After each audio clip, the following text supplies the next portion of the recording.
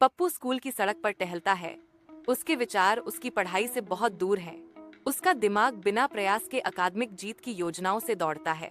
एक दिलचस्प संकेत उसकी नजर में आता है। जादुई चीजें बेचने वाली दुकान। पप्पू जादुई दुकान में कदम रखता है। उसकी आंखें आश्चर्य से खुली हैं। वह एक बूढ़े बाबा को देखकर चकित है जो शांत बैठे हैं। कबूतर उनकी लंबी दाढ़ी पर आराम से बैठे हैं। अपनी आंखों में उम्मीद की चमक के साथ पप्पू पूछता है, क्या आपके पास कुछ ऐसा है जिससे मैं बिना पढ़े ही प्रथम आ सकूं?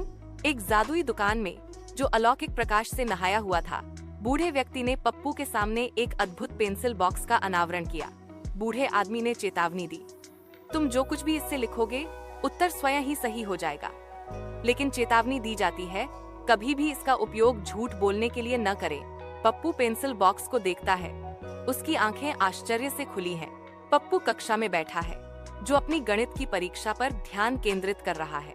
उसकी कलम कागज पर तेजी से चलती है, सहजता से उत्तर भरती है। शिक्षक विस्मय से चिल्लाते हैं, पप्पू, तुम तो न्यूटन से भी तेज हो। कक्षा शांत है, जो छात्रों के गहन ध्यान से भरी है, जो अपनी अंग्रेजी परीक्षाओं से जूझ रहे हैं। बोर्ड पर सवाल मंडरा रहा है, हैमलेट किसने लिखा? पप्पू बुदबुदाता है, हिंदी में मजाक करते हुए, कोई भी इसे लिख सकता है, आपको बस समय और खाली दिमाग चाहिए। एक पेंसिल बॉक्स मेज पर थोड़ा हिलता है। पेंसिल बॉक्स कहता है, पप्पू, मजा ठीक है, लेकिन तुम्हें ज्ञान से भागना नहीं चाहिए।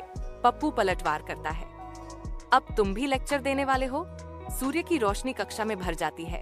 एक गर्म चमक बिखेरती है, क्योंकि एक रहस्यमय बॉक्स प्रतीत होता है।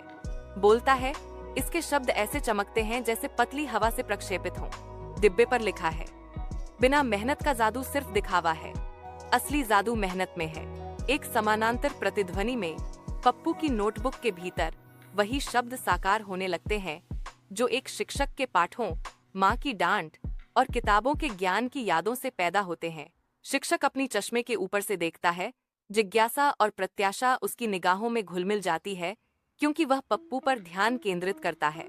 पप्पू ने नई समझ के साथ घोषणा की, सर, अब मुझे अपनी पढ़ाई समझ में आने लगी है। यह पेंसिल बॉक्स सिर्फ एक बॉक्स नहीं है, यह मेरा दोस्त है जो चाहता है कि मैं कुछ बनूं।